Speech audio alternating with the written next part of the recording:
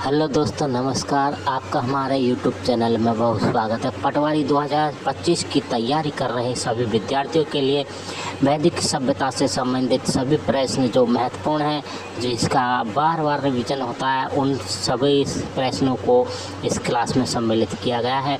तो आप हमारी इस क्लास को देखिए, जिसके अंदर आप मात्र 1 घंटे के अंदर सभी प्रश्नों का रिवीजन कर लेंगे। और जो 12-12 घंटे की मैराथन देख रहे हैं, उससे अच्छा आप इस क्लास को देखिए। और इसके अंदर से गारंटेड जो भी वैदिक सभ्यता के सवाल हैं, वो सभी इसी के अंदर से आएंगे। तो वीडियो को लाइक कीजिए, शेयर कीजिए, और चैनल को सब्सक्राइब नहीं किया है तो चैनल को सब्सक्राइब ज़रूर कर लें। चलिए देखते हैं अपनी आज की क्लास। पूर्व वैदिक या ऋग्वैदिक संस्कृति का काल किसे माना जाता है? पूर्व वैदिक या ऋग्वैदिक संस्कृति का काल है वो किसे माना जाता है? तो ये माना जाता है दोस्तों 1500 ईस्वी पूर्व से 1000 ईस्वी पूर्व तक है दोस्तों। पूर्व वैदिक या ऋग्वैदिक संस्कृति का काल है वो माना जाता है। तो इसमें राइट आंसर ए नंबर का ऑप्शन बिल्कुल सही उत्तर हो जाएगा। सेकंड नंबर प्रश्न है, इसमें देखिए उत्तर वैदिक संस्कृति का काल किसे माना जाता है? उत्तर वैदिक संस्कृति का काल है वो किसे माना जाता है? तो ये माना जाता है दोस्तों 1000 ईस्वी पूर्व से 600 ईस्वी पूर्व तक दोस्तों उत्तर वैदिक संस्कृति का काल माना जाता है। तो इसका राइट आंसर हो जाएगा बी नंबर का जो ऑप्शन है वो इसका बिल्कुल सही उत्तर। आगे देखिए दोस्तों, यहाँ पर देखिए आर्य शब्द का शाब्दिक अर्थ है। आर्य शब्द का शाब्दिक अर्थ क्या है? तो इसका शाब्दिक अर्थ हो जाएगा दोस्तों इसमें श्रेष्ठ या कुलीन। श्रेष्ठ या कुलीन, तो इसमें बी नंबर का ऑप्शन है वो इसका बिल्कुल सही उत्तर हो जाएगा। देखिए सिंधु सभ्यता या हड़प्पा सभ्यता के पतन के पश्चात है वो सिंधु प्रदेश में आर्यों की एक नवीन सभ्यता का विकास हुआ, जिसे इतिहास में वैदिक सभ्यता के नाम से जाना जाता है। वैदिक सभ्यता के निर्माता आर्य थे, और आर्यों के मूल निवास के संबंध में दोस्तों कई सिद्धांत है वो मिलते हैं। कोई बताता है कहाँ का है, कोई बोलता है कि यूरोप का है, ठीक है, कोई मध्य एशिया के बताते हैं, कोई आर्कटिक प्रदेश के बताते हैं, ठीक है, कोई तिब्बत के बताते हैं। स्वामी दयानंद सरस्वती ने तिब्बत का बताया था, ठीक है, और बाल गंगाधर तिलक ने आर्कटिक प्रदेश का बताया था। तो सबने अपनी अपनी अलग अलग राय दी थी। यहाँ पे प्रश्न पूछा गया था आर्य शब्द का शाब्दिक अर्थ है तो श्रेष्ठ या कुलीन। बी नंबर का ऑप्शन बिल्कुल सही उत्तर हो जाएगा। देखिए 100 प्रश्न का टेस्ट देने से आपका जो टॉपिक है वो पूरा का पूरा क्लियर हो जाएगा। यहाँ पर देखिए मित्रों 4 नंबर का प्रश्न है, प्रारंभिक आर्यों के बारे में निम्न कथनों में से कौन सा सही नहीं है? तो कौन सा सही नहीं है? प्रारंभिक आर्यों के बारे में जो कथन दे रखे हैं बताना है कौन सा सही नहीं है। तो मित्रों यहाँ पर देखिए वे संस्कृत बोलने वाले थे, बिल्कुल सही है। वे घुड़सवारी क्या करते थे, बिल्कुल सही है। वे कई झुंडों में भारत पहुंचे, ये भी बिल्कुल सही है। ये मुख्यतः नगरों में निवास करते थे। दोस्तों मैंने भी आपको थोड़ी देर पहले ही बताया था सिंधु सभ्यता और वैदिक सभ्यता में अंतर है। तो दोस्तों सिंधु सभ्यता नगर प्रधान थी और आर्य सभ्यता है वो ग्राम प्रधान थी। तो यहाँ पे नगरों में नहीं ग्रामों में निवास करते थे। तो इसमें डी नंबर का जो ऑप्शन है वो इसका बिल्कुल सही उत्तर हो जाएगा। ये कथन है ये गलत दे रखा है यहाँ पे, ठीक है। 5 नंबर का प्रश्न है, इसमें देखिए इनमें से किस फसल का ज्ञान वैदिक काल के लोगों को नहीं था? बताइए, बहुत ही अच्छा प्रश्न है। इनमें से किस फसल का ज्ञान है वो वैदिक काल के लोगों को नहीं था? तो इसका राइट आंसर हो जाएगा वो है तंबाकू। तंबाकू का ज्ञान नहीं था, ठीक है। जो गेहूं चावल इन तीनों का ज्ञान था, ठीक है, ये आपको इसमें याद रखना है। तो इसका राइट आंसर हो जाएगा डी नंबर का जो ऑप्शन है वो इसका बिल्कुल सही उत्तर है। नेक्स्ट आगे देखिए मित्रों, इसमें 6 नंबर का प्रश्न है। देखिए उत्तर वैदिक काल के वेद विरोधी और ब्राह्मण विरोधी धार्मिक अध्यापकों को किस नाम से जाना जाता था? उत्तर वैदिक काल के वेद विरोधी और ब्राह्मण विरोधी धार्मिक अध्यापकों को किस नाम से जाना जाता था? तो किस नाम से जाना जाता था? तो दोस्तों श्रमण के नाम से जाना जाता था। किस नाम से? श्रमण के नाम से जाना जाता था। तो इसका राइट आंसर हो जाएगा बी नंबर का ऑप्शन बिल्कुल सही उत्तर, ठीक है। आगे देखिए मित्रों, इसमें 7 नंबर का प्रश्न है, वैदिक गणित का महत्वपूर्ण अंग है। वैदिक गणित का महत्वपूर्ण अंग कौन सा है? तो वो है दोस्तों शुल्ब सूत्र। कौन सा है? शुल्ब सूत्र। तो इसका राइट आंसर हो जाएगा सी नंबर का जो ऑप्शन है वो इसका बिल्कुल सही उत्तर हो जाएगा, शुल्ब सूत्र, ठीक है। अच्छा प्रश्न है। आगे देखिए मित्रों, इसमें 8 नंबर का प्रश्न है, किस वेद में प्राचीन वैदिक युग की संस्कृति के बारे में सूचना दी गई है? किस वेद में प्राचीन वैदिक युग की संस्कृति के बारे में सूचना दी गई है? तो इसका राइट आंसर हो जाएगा वो है दोस्तों ऋग्वेद में। तो इसमें ए नंबर का जो ऑप्शन है वो इसका बिल्कुल सही उत्तर हो जाएगा, ऋग्वेद में। आगे देखिए 9 नंबर का प्रश्न है, निम्नलिखित में से उत्तर वैदिक काल में लिखे गए ग्रंथों का सही क्रम कौन सा है? निम्नलिखित में से उत्तर वैदिक काल में लिखे गए ग्रंथों का सही क्रम कौन सा है वो अपने को यहाँ पर बताना है, सही क्रम बताना है। तो मित्रों यहाँ पर देखिएगा सही क्रम कौन सा है, तो देखिए वेद, ब्राह्मण, आर्यक और उपनिषद, ठीक है। ये आपको इसमें याद रखना है, काफी बार परीक्षाओं में ये प्रश्न है वो पूछा जा चुका है, वेद, ब्राह्मण, आर्यक और उपनिषद। तो इसमें ए नंबर का जो ऑप्शन है वो इसका बिल्कुल सही उत्तर हो जाएगा। आगे देखिए इसमें 10 नंबर का प्रश्न है, वेदों की संख्या है। तो वेदों की संख्या के बारे में दोस्तों आप सभी को पता होगा, कितने वेद हैं? तो दोस्तों 4 वेद हैं, ऋग्वेद, सामवेद, यजुर्वेद, अथर्ववेद, ठीक है। तो इसमें 4 नंबर सी नंबर का ऑप्शन बिल्कुल सही उत्तर हो जाएगा। आगे देखिए कौन से 3 वेद संयुक्त रूप से त्रय या वेद त्रय कहलाते हैं? कौन से वेद यानी कि कौन से 3 वेद संयुक्त रूप से त्रय या वेद त्रय कहलाते हैं? तो इसका राइट आंसर हो जाएगा वो है दोस्तों ऋग्वेद, यजुर्वेद और सामवेद। ये तीनों वेद हैं वो त्रैवेद कहलाते हैं। क्या कहलाते हैं? त्रैवेद। तो इसका राइट आंसर हो जाएगा इसमें ए नंबर का जो ऑप्शन है वो इसका बिल्कुल सही उत्तर हो जाएगा। आगे देखिए 12 नंबर का प्रश्न है, देखिए भारत, यहाँ पे देखिए भारत के राज्य चिन्ह में प्रयुक्त होने वाले शब्द सत्यमेव जयते किस उपनिषद से लिया गया है? ये तो सभी को पता होगा दोस्तों, कौन से उपनिषद से लिया गया है? तो ये मुंडक उपनिषद से लिया गया है। कहाँ से लिया गया है? मुंडक उपनिषद से ये लिया गया है। तो इसका राइट आंसर हो जाएगा वो है इसमें ए नंबर का जो ऑप्शन है वो इसका बिल्कुल सही उत्तर हो जाएगा, ठीक है। नेक्स्ट आगे देखिए इसमें 13 नंबर का प्रश्न है, ऋग्वैदिक आर्यों का मुख्य व्यवसाय क्या था? ऋग्वैदिक आर्यों का मुख्य व्यवसाय है वो क्या था? दोस्तों सिंधु घाटी सभ्यता का जो मुख्य व्यवसाय था वो था व्यापार। क्या था? व्यापार। और वैदिक सभ्यता का जो मुख्य व्यवसाय था वो था दोस्तों इसमें कौन सा? बताइए। तो दोस्तों वो है पशुपालन। तो इसका राइट आंसर हो जाएगा बी नंबर का जो ऑप्शन है वो इसका बिल्कुल सही उत्तर हो जाएगा। आगे देखिए मित्रों इसमें 14 नंबर का प्रश्न है, भारतीय संगीत का आदि ग्रंथ कहा जाता है, भारतीय संगीत का आदि ग्रंथ है वो किसे कहा जाता है? तो ये कहा जाता है दोस्तों सामवेद को। किसको कहा जाता है? सामवेद को कहा जाता है। तो इसका राइट आंसर हो जाएगा डी नंबर का जो ऑप्शन है वो सही उत्तर सामवेद। नेक्स्ट है, प्रथम विधि निर्माता कौन है? प्रथम विधि निर्माता कौन है? तो किसे माना गया है? तो दोस्तों मनु को माना गया है प्रथम विधि निर्माता। तो इसका राइट आंसर हो जाएगा वो है ए नंबर का ऑप्शन सही उत्तर मनु। नेक्स्ट है, कृष्ण भक्ति का प्रथम और प्रधान ग्रंथ है, कृष्ण भक्ति का प्रथम और प्रधान ग्रंथ कौन सा है? चार ऑप्शन आपके सामने दिए गए हैं, जल्दी से मन में उत्तर सोच लिया करो। तो दोस्तों इसका जो राइट आंसर हो जाएगा वो है दोस्तों श्रीमद् भगवत गीता। ठीक है, श्रीमद् भगवत गीता। तो इसका राइट आंसर हो जाएगा बी नंबर का ऑप्शन बिल्कुल सही उत्तर। नेक्स्ट है, आगे देखिए इसमें ऋग्वेद में संपत्ति का प्रमुख रूप क्या है? ऋग्वेद में संपत्ति का प्रमुख रूप क्या है? तो क्या है? तो दोस्तों वो है गोधन। क्या है? गोधन। तो इसका राइट आंसर हो जाएगा ए नंबर का जो ऑप्शन है वो इसका बिल्कुल सही उत्तर। नेक्स्ट है, आगे देखिए इसमें ऋग्वेद के किस मंडल में शूद्र का उल्लेख पहली बार मिलता है? बताइए दोस्तों, अच्छा प्रश्न है। ऋग्वेद के किस मंडल में शूद्र का उल्लेख है वो पहली बार मिलता है? तो इसका राइट आंसर क्या हो जाएगा बताइए। तो दोस्तों इसका बिल्कुल सही उत्तर हो जाएगा वो है दोस्तों 10वें मंडल में। किसमें? 10वें मंडल में। तो इसका राइट आंसर हो जाएगा वो है डी नंबर का ऑप्शन बिल्कुल सही उत्तर हो जाएगा इसका। आगे देखिए मित्रों, इसमें पुराणों की संख्या कितनी है? ये तो सभी को पता होगा दोस्तों, पुराणों की जो संख्या है वो कितनी है? तो इसका राइट आंसर हो जाएगा वो है दोस्तों इसमें पुराणों की संख्या, ये तो सभी को पता होगा, पुराणों की जो संख्या है वो होती है दोस्तों 18। तो इसमें ए नंबर का जो ऑप्शन है वो इसका बिल्कुल सही उत्तर हो जाएगा। ठीक है, आगे देखिए मित्रों, इसमें देखिए ऋग्वेद में 10 मंडल हैं, 1028 सूक्त है और 10,462 ऋचाएं हैं। ये भी आपको इसमें याद रखना है। और ऋग्वेद में 250 बार इंद्र का उल्लेख किया गया है और 200 बार अग्नि का उल्लेख किया गया है और 114 बार सोम का उल्लेख किया गया है। ठीक है, और ऋग्वेद का जो 9वां मंडल है ये दोस्तों सोम देवता को समर्पित है। ये भी आपको इसमें याद रखना है। आगे देखिए मित्रों, इसमें वैदिक धर्म का मुख्य लक्षण इनमें से किसकी उपासना था? बताइए, अच्छा प्रश्न है। यहाँ पे पूछा गया है कि वैदिक धर्म का मुख्य लक्षण इनमें से किसकी उपासना था? तो इसका राइट आंसर हो जाएगा वो है दोस्तों अपना इसमें प्रकृति का। तो इसका राइट आंसर हो जाएगा ए नंबर का ऑप्शन बिल्कुल सही उत्तर हो जाएगा। आगे देखिए मित्रों, इसमें 21 नंबर का प्रश्न है, किस देवता के लिए? यहाँ पे पूछा गया है किस देवता के लिए ऋग्वेद में पुरंदर शब्द का प्रयोग हुआ है? तो ऋग्वेद में पुरंदर शब्द का प्रयोग है, यह किसके लिए हुआ है? तो इसका राइट आंसर हो जाएगा दोस्तों वो है पुरंदर इंद्र के लिए प्रयुक्त हुआ है। तो इसमें ए नंबर ऑप्शन बिल्कुल सही उत्तर हो जाएगा। देखते हैं आपके कितने प्रश्न है वो इसमें सही होते हैं, कमेंट में जरूर बताना है आपको। आगे देखिए, सूर्य सूत्र किस विषय से संबंधित पुस्तक है?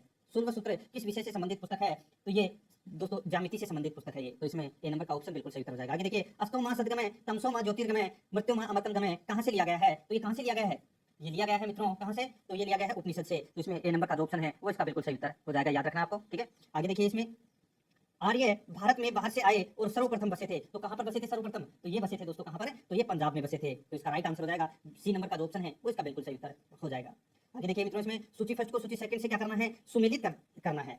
सूची फर्स्ट में दोस्तों वेद दे रखा है और सूची सेकंड में यज्ञ करता, यानी कि कौन से वेद में कौन यज्ञ करता थे वो अपने को यहाँ पर क्या करना है बताना है। बहुत ही अच्छा और शानदार प्रश्न आप इसको कह सकते हैं। देखिए मित्रों, यहाँ पर देखिए ऋग्वेद में यज्ञ करता थे दोस्तों होता या ह्रोत, क्या बोलते थे? होता या ह्रोत। और यजुर्वेद में दोस्तों बोलते थे अर्धवर्यु सामवेद। ठीक है, और उद्गाता में उद्गात और अथर्ववेद में दोस्तों इसमें ब्राह्मणा, सॉरी यहाँ पे जो सामवेद है, ठीक है, ये यहाँ पे ये गलत दे रखा है।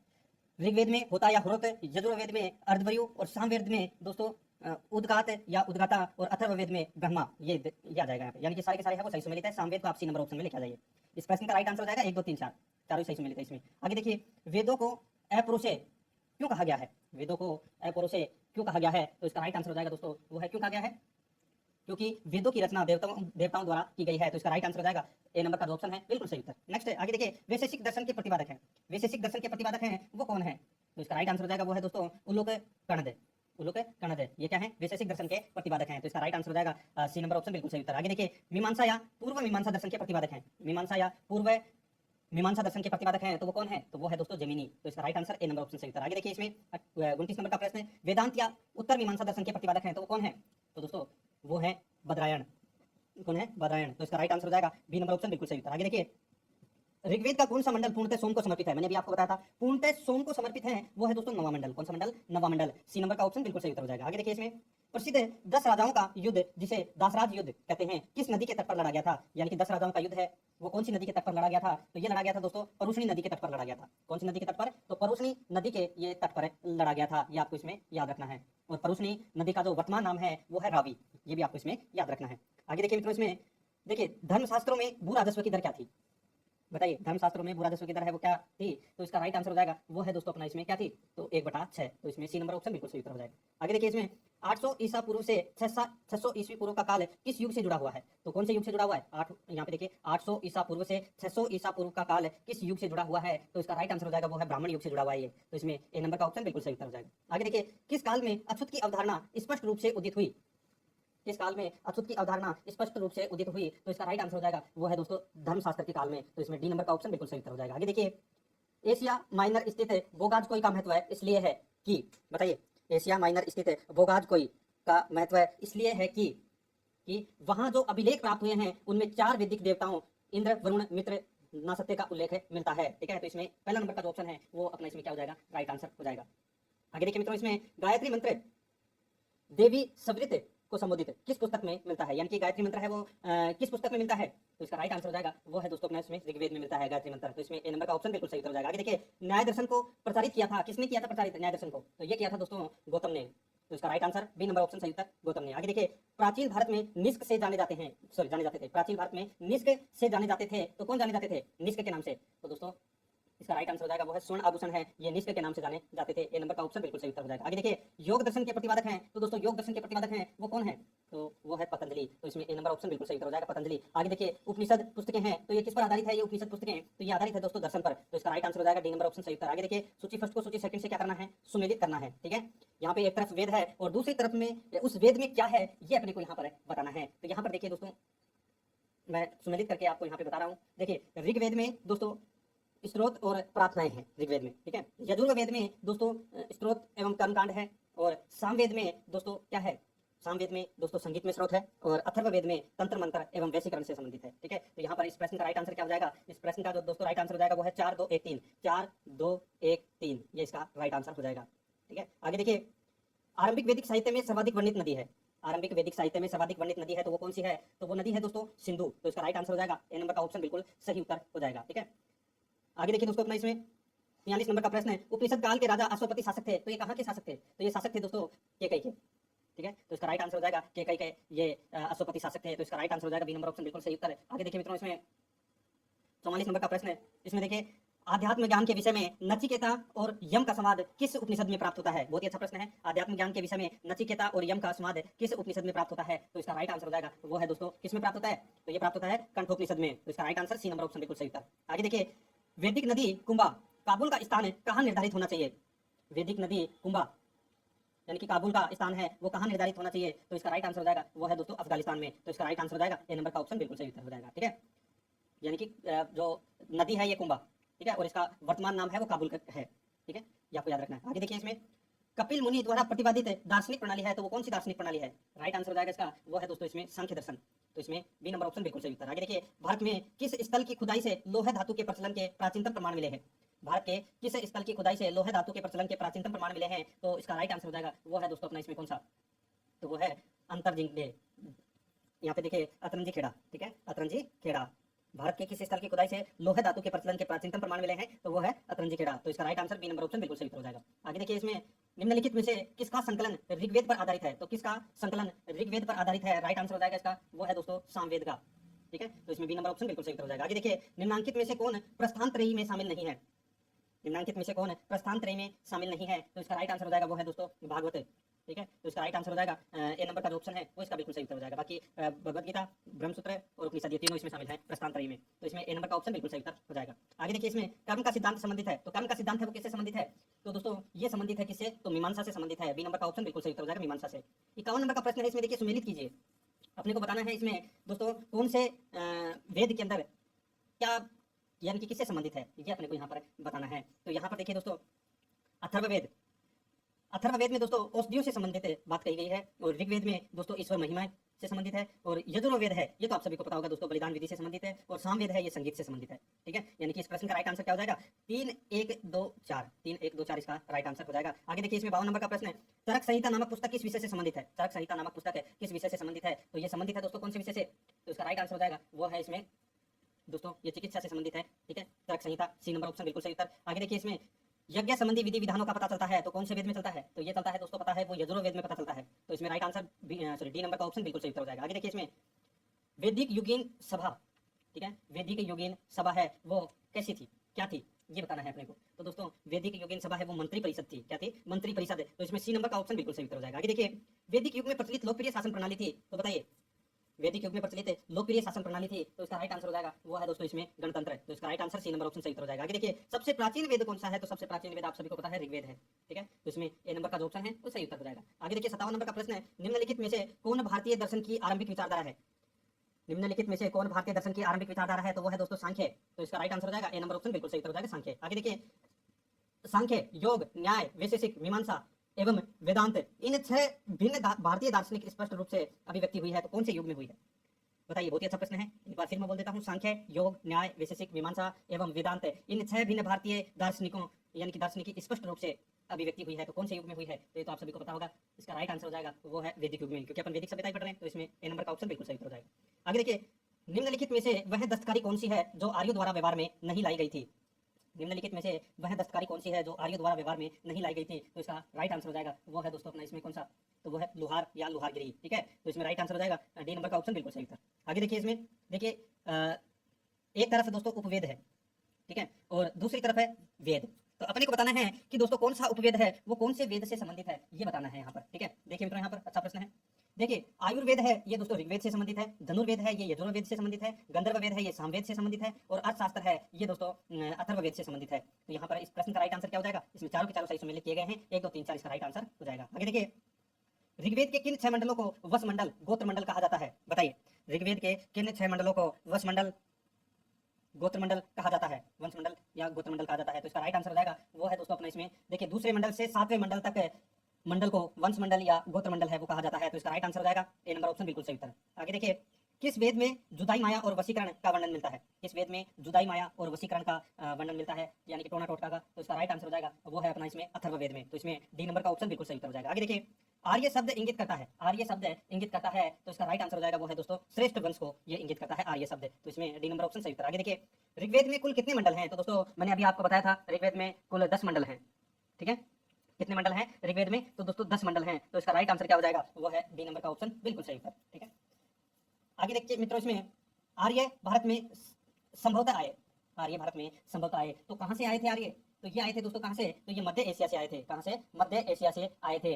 और ये किसने कहा था, तो दोस्तों जर्मनी के प्रसिद्ध विद्वान मैक्स मुलर के अनुसार आर्य है वो मध्य एशिया से आए थे, और यह सर्वाधिक मान्य सिद्धांत है मध्य एशिया वाला, ठीक है। तो इसमें right answer B number option बिल्कुल सही उत्तर हो जाएगा। आगे देखिए कौन सा वेद अंशतः गद्य रूप में भी रचित है, यानी कि गद्य रूप में भी रचित है, तो इसका राइट आंसर हो जाएगा वो है दोस्तों अपना इसमें यजुर्वेद है, ये अंशतः गद्य रूप में भी रचित है, तो इसमें बी नंबर ऑप्शन सही उत्तर हो जाएगा। आगे देखिए सभा और समिति प्रजापति की 2 पुत्रियां थी का उल्लेख किस वेद में मिलता है, सभा और समिति प्रजापति की 2 पुत्रियां थी का उल्लेख किस वेद में मिलता है, तो ये मिलता है दोस्तों कौन से वेद में, तो ये मिलता है अथर्ववेद में, डी नंबर का ऑप्शन बिल्कुल सही उत्तर हो जाएगा। आगे देखिए ऋग्वेदिक युग की प्राचीनतम संस्था कौन सी थी, तो कौन सी थी, तो इसका राइट आंसर हो जाएगा वो है दोस्तों इसमें विदत, कौन सी थी, विदत है, तो इसका राइट आंसर हो जाएगा सी नंबर का जो ऑप्शन है वो इसका बिल्कुल सही उत्तर हो जाएगा विदत। आगे देखिए इसमें ब्राह्मण ग्रंथों में सर्वाधिक प्राचीन है, ब्राह्मण ग्रंथों में सर्वाधिक प्राचीन है, तो कौन सा ग्रंथ है जो सबसे प्राचीन है, तो इसका राइट आंसर हो जाएगा वो है दोस्तों शतपथ ब्राह्मण ग्रंथ, ये सबसे प्राचीन ब्राह्मण ग्रंथ है, तो इसका राइट आंसर हो जाएगा बी नंबर ऑप्शन बिल्कुल सही उत्तर हो जाएगा। आगे देखिए गोत्र व्यवस्था प्रचलन में कब आई, गोत्र व्यवस्था है वो प्रचलन में कब आई, तो इसका राइट आंसर हो जाएगा वो है दोस्तों कब आई थी, तो ये आई थी दोस्तों उत्तर वैदिक काल में, तो इसका राइट आंसर हो जाएगा बी नंबर ऑप्शन बिल्कुल सही उत्तर। आगे देखिए अनुलोम विवाह का अर्थ है, अनुलोम विवाह का अर्थ है वो क्या है, तो इसका अर्थ है उच्च वर्ण पुरुष का निम्न वर्ण नारी के साथ विवाह, ए नंबर का जो ऑप्शन है वो इसका बिल्कुल सही उत्तर हो जाएगा। आगे देखिए प्रतिलोम विवाह तब माना जाता था, प्रतिलोम विवाह तब माना जाता था, तो दोस्तों जब उच्च वर्ण की नारी निम्न वर्ण के पुरुष के साथ विवाह कर लेती थी तो ये प्रतिलोम विवाह माना जाता था, तो इसमें बी नंबर का जो ऑप्शन है वो इसका बिल्कुल सही उत्तर हो जाएगा। आगे देखिए वैदिक युग में यव कहा जाता था, वैदिक युग में यव किसे कहा जाता था, तो इसका राइट आंसर हो जाएगा यव है वो जो को कहा जाता था, किसको कहा जाता था, जो को, तो इसमें बी नंबर का ऑप्शन बिल्कुल सही उत्तर हो जाएगा। आगे देखिए व्रीहि शब्द किसके लिए प्रयुक्त हुआ है, व्रीहि शब्द है वो किसके लिए प्रयुक्त हुआ है, तो ये प्रयुक्त हुआ है दोस्तों चावल के लिए, किसके लिए, चावल के लिए ये शब्द प्रयुक्त हुआ है व्रीहि, याद रखना, अच्छा प्रश्न है। आगे देखिए यहाँ पे अथर्व का अर्थ, अथर्व, अथर्व वेद होता है ना जिसमें अथर्व है, अथर्व का मतलब क्या होता है, तो अथर्व का मतलब होता है पवित्र जादू, तो इसमें right answer A number option सही उत्तर हो जाएगा। आगे देखिए यहाँ पे 76 नंबर का प्रश्न है जिसमें अपने को क्या करना है, सुमेलित करना है, ठीक है, अच्छा प्रश्न आप इसको कह सकते हैं। देखिए मित्रों यहाँ पे देखिए शिक्षा ये ध्वनि शास्त्र में है, और कल्पसूत्र ये कर्मकांड, निरुक्ति ये सब व्यक्ति शास्त्र भाषा शास्त्र, और छंद है ये दोस्तों छंद शास्त्र में आ जाएगा, ठीक है। तो इसका राइट आंसर क्या हो जाएगा, इसमें सारे के सारे सही सम्मिलित हैं, 1 2 3 4 इसका राइट आंसर हो जाएगा। आगे देखिए प्राचीनतम व्याकरण अष्टाध्यायी के रचनाकार हैं, तो अष्टाध्यायी के रचनाकार हैं वो कौन है, तो वो है दोस्तों पाणिनि, तो इसमें डी नंबर का ऑप्शन बिल्कुल सही था। आगे देखिए निम्न में से कौन सी स्मृति प्राचीनतम है? तो कौन सी स्मृति प्राचीनतम है? तो इसका राइट आंसर हो जाएगा वो है दोस्तों अपना इसमें मनुस्मृति है, ये प्राचीनतम है। ए नंबर ऑप्शन बिल्कुल सही उत्तर हो जाएगा। आगे देखिए आदि काव्य की संज्ञा किसे दी जाती है? आदि काव्य की संज्ञा है वो किसे दी जाती है? तो ये दी जाती है दोस्तों रामायण को। ए नंबर का जो ऑप्शन है वो इसका बिल्कुल सही उत्तर हो जाएगा। आगे देखिए प्राचीनतम पुराण है, प्राचीनतम पुराण है वो कौन सा है? तो दोस्तों मत्स्य पुराण है, ये प्राचीनतम पुराण है। ए नंबर का जो ऑप्शन है वो इसका बिल्कुल सही उत्तर हो जाएगा। आगे देखिए ऋग्वेद में सबसे पवित्र नदी किसे माना गया है? तो ऋग्वेद में सबसे पवित्र नदी है वो किसे माना गया है? तो ये माना गया है दोस्तों सरस्वती को। ठीक है, सरस्वती को सबसे पवित्र नदी माना गया है। तो इसमें बी नंबर ऑप्शन बिल्कुल सही उत्तर हो जाएगा। आगे देखिए वैदिक समाज की आधारभूत इकाई थी, तो वैदिक समाज की आधारभूत इकाई क्या थी? तो दोस्तों कुल या कुटुंब। तो इसमें ए नंबर का ऑप्शन बिल्कुल सही उत्तर हो जाएगा। आगे देखिए ऋग्वैदिक काल के उस सबसे प्रधान देवता की पहचान करें जिसकी स्तुति में 250 सूक्तों की रचना की गई थी। तो इसका राइट आंसर क्या हो जाएगा? बताइए, मैंने भी आपको थोड़ी देर पहले बताया था। तो इसका राइट आंसर हो जाएगा इंद्र। क्या हो जाएगा? इंद्र। ये आपको इसमें याद रखना है, बहुत ही अच्छा और शानदार प्रश्न है वो ये कहा जा सकता है। ठीक है, इंद्र। तो इसमें ए नंबर का ऑप्शन बिल्कुल सही उत्तर हो जाएगा। आगे देखिए मित्रों, इसमें किस वेद में सभा को नरिष्ठ अर्थात सामूहिक वाद विवाद या अनुउल्लंघनीय कहा गया है? बताइए, किस वेद में सभा को नरिष्ठ या सामूहिक वाद विवाद या अनुउल्लंघनीय कहा गया है? तो इसका राइट आंसर हो जाएगा वो है दोस्तों अपना इसमें अथर्ववेद। ठीक है, तो इसमें डी नंबर ऑप्शन बिल्कुल सही उत्तर हो जाएगा। आगे देखिए किस रचना में नारी को सुरा और पासा के साथ तीन प्रमुख बुराइयों में शामिल किया गया है? किस रचना में नारी को सुरा और पांसा के साथ तीन प्रमुख बुराइयों में शामिल किया गया है? तो इसका राइट आंसर हो जाएगा वो है दोस्तों मैत्रायणी संहिता में। तो इसका right answer A number option सही उत्तर हो जाएगा, मैत्रायणी संहिता। आगे देखिए उत्तर वैदिक काल में किस देवता को सर्वोच्च स्थान प्राप्त था? तो सर्वोच्च स्थान प्राप्त था तो ये था दोस्तों प्रजापति को। तो इसका राइट आंसर हो जाएगा ए नंबर ऑप्शन बिल्कुल सही उत्तर हो जाएगा, प्रजापति को सर्वोच्च स्थान है वो प्राप्त था। 87 नंबर का प्रश्न है, ये देखिए दोस्तों यहाँ पर अपने को क्या करना है? सुमेलित करना है। ठीक है, अब अपने को बताना है कि एक तरफ तो दोस्तों इसमें यज्ञ दे रखे हैं, यानी कि कौन सा यज्ञ है वो किससे संबंधित है वो अपने को यहाँ पर बताना है। देखिए दोस्तों राजसूय यज्ञ, ये कौन सा यज्ञ होता था? राजा के सिंहासन रोहण से संबंधित यज्ञ है वो राजसूय यज्ञ होता था। अश्वमेध यज्ञ है वो राजनीतिक शक्ति बढ़ाने हेतु किया जाने वाला यज्ञ होता है, उसको अश्वमेध यज्ञ बोलते हैं। और वाजपेयी यज्ञ, यहाँ पर देखिए वाजपेयी यज्ञ, ये दोस्तों सूर्य प्रदर्शन व प्रजा के मनोरंजन था किया जाने वाला यज्ञ होता है। और अग्निष्टोम यज्ञ है, ये दोस्तों देवताओं को प्रसन्न करने हेतु अग्नि को पशु बलि दिया जाने वाला एवं सोमरस का पान किया जाने वाला यज्ञ होता है। ठीक है, ये सारे के सारे सही सम्मिलित हैं जो मैंने भी आपको यहाँ पे बता दिया है। 1 2 3 4 इस प्रश्न का राइट आंसर हो जाएगा।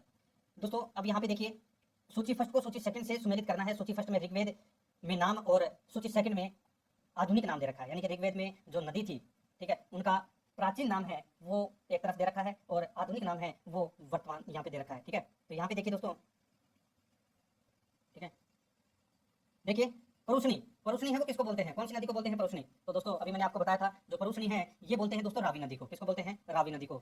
और सतुद्री, सतुद्री बोलते हैं दोस्तों सतलज नदी को। सही सम्मिलित है। और अस्किनी है, अस्किनी किसको बोलते हैं? तो दोस्तों अस्किनी है ये चिनाब नदी को बोलते हैं। किसको बोलते हैं? चिनाब नदी को। और ये लास्ट में चौथा नंबर का अपना है विपाशा।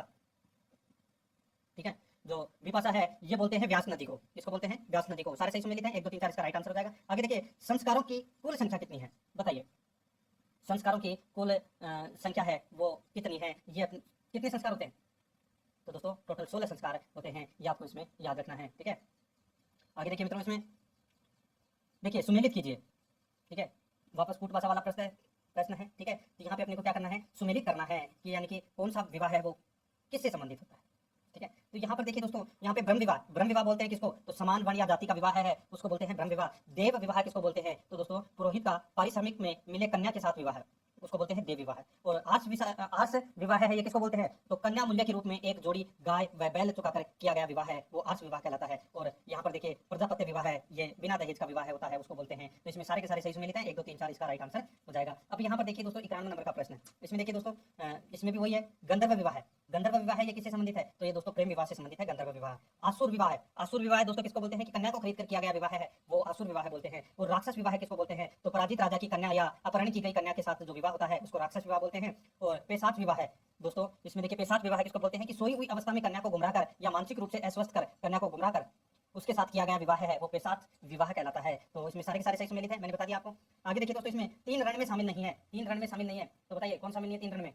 तो इसका राइट आंसर हो जाएगा वो मात्र रण है वो इसमें शामिल नहीं है। ठीक है, बाकी ऋषि पितर और देवगण शामिल है। आगे देखिए ऋग्वेदिक काल से संबंधित है मध्यभांड संस्कृति है, तो ये सब संस्कृति है दोस्तों गेरुवणी मध्यभांड संस्कृति यानी कि ओसीपी। तो इसका राइट आंसर हो जाएगा ये नंबर ऑप्शन सही होता है। आगे देखिए उत्तर वैदिक काल से संबंधित मध्यभांड संस्कृति है, तो इसका राइट आंसर हो जाएगा वो है चित्रित दूसरा मध्यभांड संस्कृति। बी नंबर का जो ऑप्शन है वो इसका बिल्कुल सही उत्तर हो जाएगा। आगे देखिए इसमें हरियाणा प्रांत में चित्रित दूसरा मध्यभांड स्थल किस स्थान पर हाल ही में किए गए उत्खननों से प्रकाश में आया है?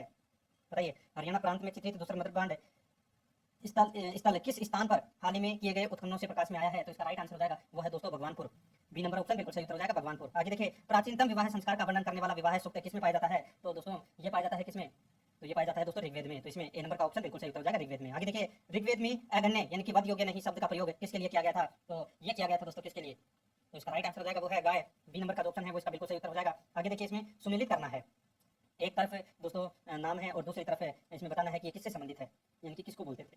ठीक है, अच्छा प्रश्न आप इसको कह सकते हैं। तो यहाँ पर देखिए दोस्तों संग्रहित है, ठीक है, यहाँ पे दे रखा है संग्रहित है, ये बोलते हैं दोस्तों कोषाध्यक्ष को। भागदूत, भागदूत बोलते हैं दोस्तों कर संग्रहकर्ता को। और सता या छत्री ये बोलते हैं दोस्तों पांसे के खेल में राजा का जो सहायक होता है उसको बोलते हैं। और अक्षाप, अक्षवाप किसको बोलते हैं? तो प्रतिहारी या राजप्रसाद का जो शासक होता है उसको। ठीक है, तो यहाँ पे सारे सारे सही सम्मिलित हैं। इसका राइट आंसर 1 2 3 4 हो जाएगा। आगे देखिए इसमें ऋत यानी कि प्राकृतिक संतुलन स्थापित करने के कारण किस वैदिक देवता को ऋत से गोप कहा गया है? तो इसका राइट आंसर क्या हो जाएगा? तो इसका राइट आंसर हो जाएगा दोस्तों वो है अपना इसमें वरुण को। बी नंबर ऑप्शन बिल्कुल सही उत्तर हो जाएगा। आगे देखिए निम्नलिखित में से कौन मूलतः जल या समुद्र का देवता था? निम्नलिखित में से कौन मूलतः जल या समुद्र का देवता था? तो इसका राइट आंसर हो जाएगा वो है दोस्तों इसमें वरुण। सी नंबर का ऑप्शन है वो इसका बिल्कुल